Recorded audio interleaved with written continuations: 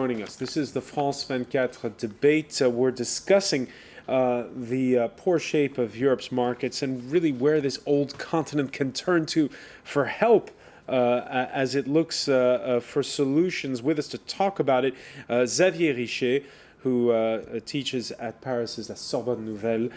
Also with us, Yves Bertoncini of Notre Europe, EU think tank. Fabrice Seman, co-founder of Lutetia Capital. Harold Howe, who of the University of Geneva and the Swiss Finance Institute. And joining us by telephone from London, Ambrose Evans-Pritchard, international business editor for the Daily Telegraph. We mentioned at the beginning of the show what a bad day it was for the markets, what a bad day it was for the banks. Now, while the boss of BNP denies plans by Qatar to bolster that French bank with cash, he did so in a radio interview this Thursday morning, the Financial Times nonetheless reports the top brass from the bank are headed for a tour of the Middle East. And so my question to you, Harold Howe, will that be cap in hand? What are they going to look for when they go on a trip like this? At some point, when the price of the bank sort of is approaching really a rock bottom, it actually becomes an interesting proposition to buy into a bank, to recapitalize it. The problem is that the banks have been resisting this for a year or two because they didn't want to dilute their existing shareholders. And they were basically betting on an overarching bailout that would be a big gift to their shareholders. So since now this becomes less and less likely, but I don't think we can actually rely on voluntary recapitalization. We are at a stage of the crisis where much more forceful action is needed, where required or obligatory capitalization of at least of these banks that are heavily exposed to periphery debt, sovereign debt, where the banking authorities have to set sort of recapitalization limits and requirements individually adjusted to the expected loss of each bank. So voluntary steps, it's too late now. We have to move much further. That's an interesting point. Ambrose Evans-Pritchard, when you see like the bankers, like those of BNP, possibly headed for the Middle East there, to the Gulf states, do you think that for them to get fresh capital from the Gulf, it requires political arm twisting, or will the Emirates see bargains there? Well, I mean, the past experience in 2008, 2009 was that some of these oil powers in the Middle East rather burnt their fingers, so they're going to extract pretty tough terms, I think. They will step in if they think a bank is essentially strong. I imagine that they would regard BNP Paribas as strong enough to be worthwhile. And they will step in, but under very, very tough terms. Can I just say something about the BRICS and China rescuing the Eurozone? I mean, I've just come back from China, and I was actually present when Chinese Premier Wen Jiabao talked about this issue, and what he said was that they were willing to lend a helping hand, but only once these countries got their own houses in order. And then he also said that it's essentially dependent on Europe recognizing China's full market status, which of course has huge trading implications. So there's a quid pro quo here. China will not intervene to buy these bonds unless it gets something strategic in return. Now, China will carry on buying European debt, but it's going to buy German debt and French debt and Dutch debt, AAA debt, because it needs to hold down its own currency and prevent it becoming too strong against the euro, and that's how it does it. But it doesn't mean it's going to come in and buy Italian and Spanish and Portuguese debt. And I might also add that they came in a few months ago, if you remember, and promised to buy some Portuguese debt. Within a few weeks, Portugal needed a rescue. So clearly it didn't add up to very much. Interesting to note a column printed by the People's Daily Online, an economist with a think tank affiliated to the Ministry of Commerce sees China, and this proves your point, Ambrose, eyeing privatized European state-owned assets, but it's only fair if there is a trade-off.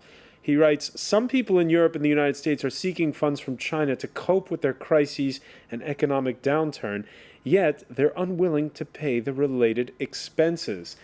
Fabrice Seman, how do you see the future of Chinese investment in Europe? Well, I think this is kind of paradoxical because in one way China has no choice but to help Europe because clearly China has has an interest in global stability, so it cannot let Europe down.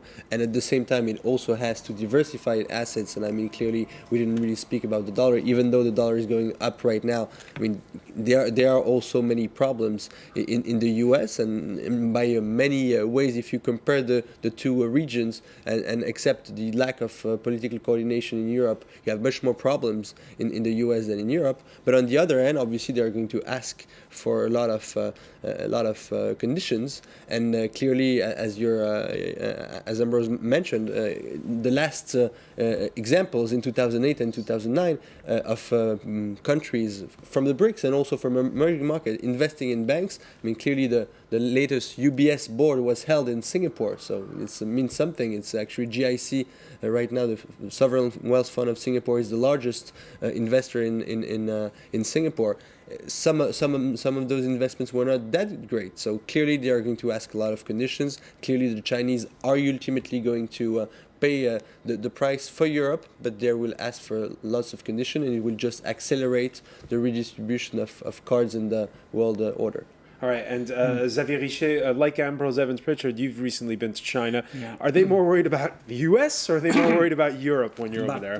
I would say by both. But I would like to add that in China, if you consider China, you have three main kind of investors. First, you have the SAFE. SAFE is State Administration for Foreign Exchange, which, let's say, use the big amounts from foreign trade and which intervene, for instance, in Greece and Portugal and so on.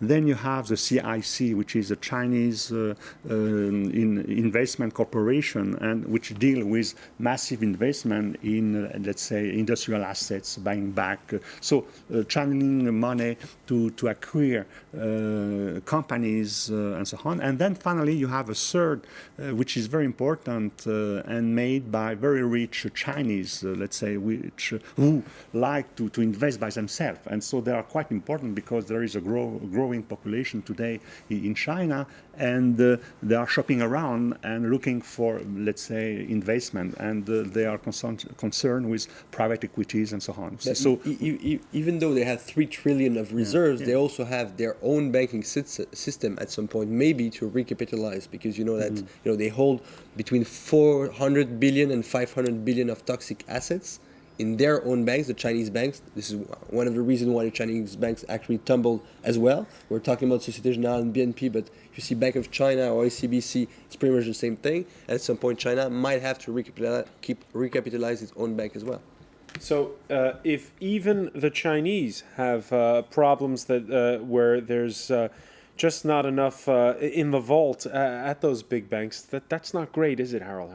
It's actually not true that in most, putting aside Greece, Italy, Spain, Portugal, the Northern European, including French banks, are sufficiently capitalized to absorb a shock of even default of 2 or 3 countries. It's just that they are then heavily under the thresholds of required capital.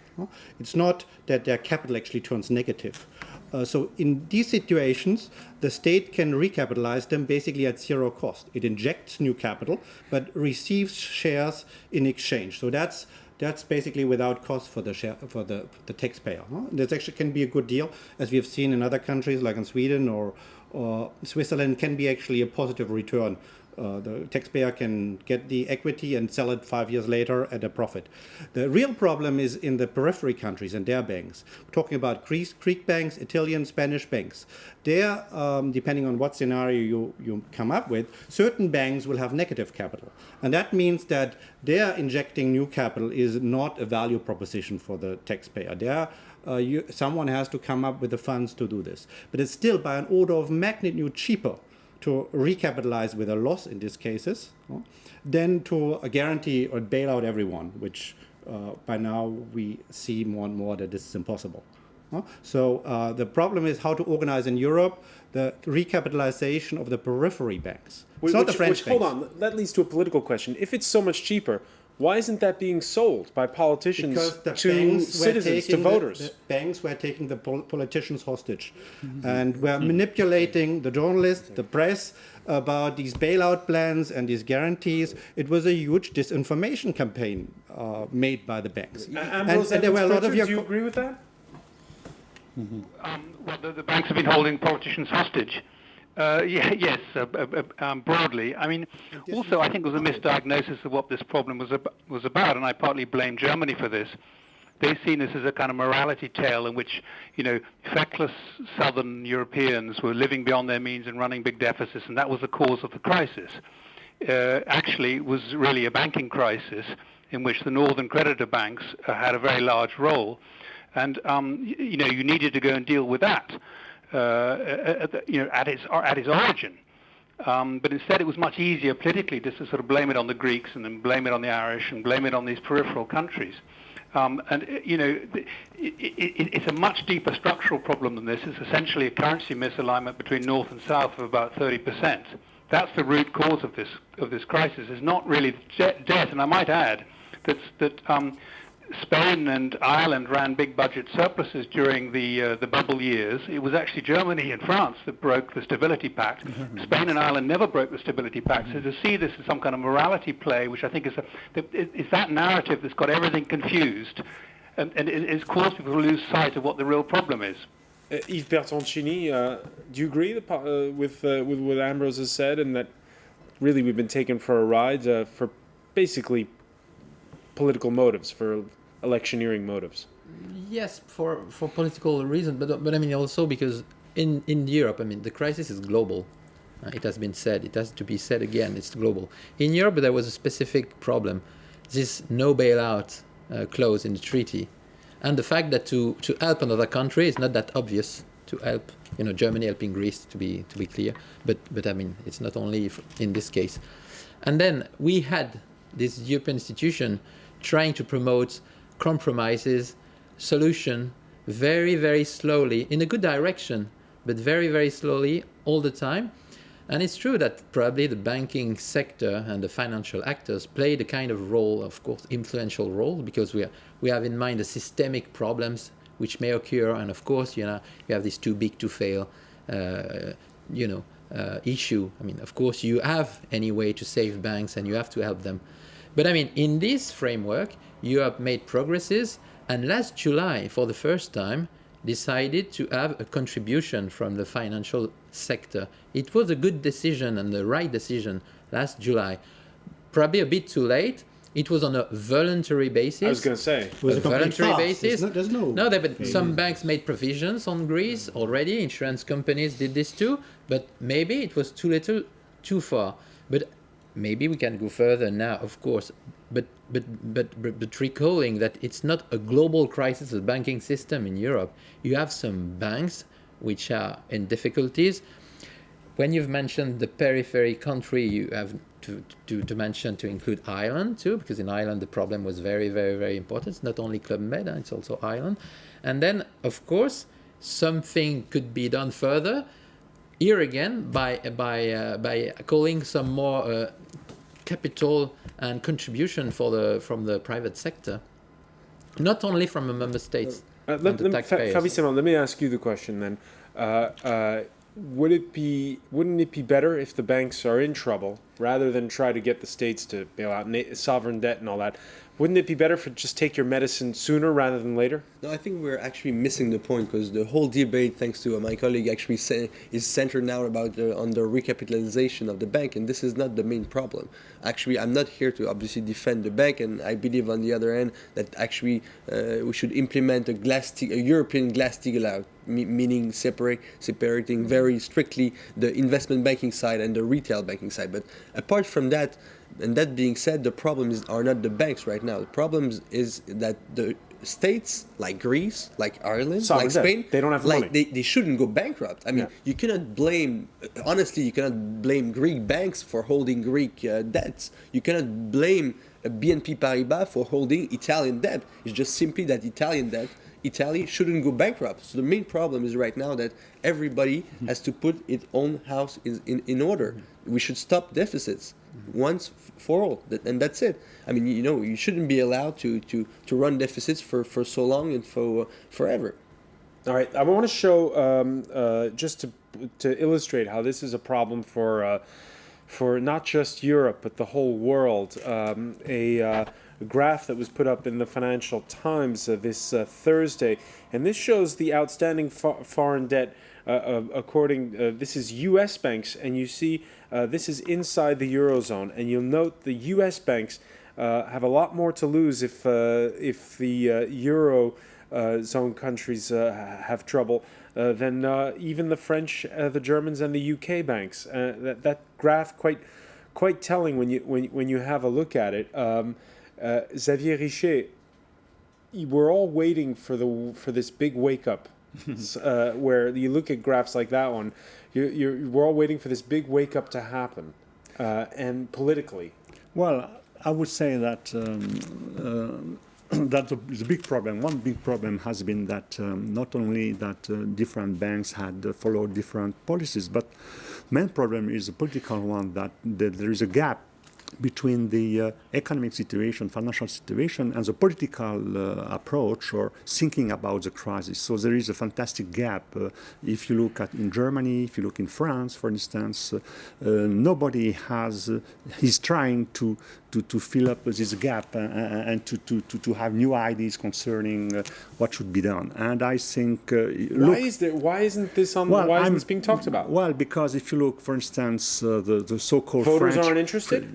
No, I mean, for instance, look at what is happening today in Germany, where the chancellor is trying to keep the power because each election she loses one part of her support. Look at France, which is going to go to an election, presidential election, and then you have also the whole problem with Germany and France. The French have the ideas, and the German have the money, and what is the force, for instance, what is the threat of the French government when they discuss with the German, because there is no money in France. So it means how can you push, for instance, the German government to do something if yourself you don't have the means to implement this policy? So I mean, fundamentally, there is this gap between the political situation on one hand and the need for, let's say, strong policies controlling banks, separating jobs inside among, let's say, deposit and lending and so on. You see, so there is no clear ideas. There is no clear idea, but it may all come to a head before that presidential election happens here next May. Xavier Richet, I want to thank you very much for joining us. I want to thank as well Fabrice Sémant, Harold Howe.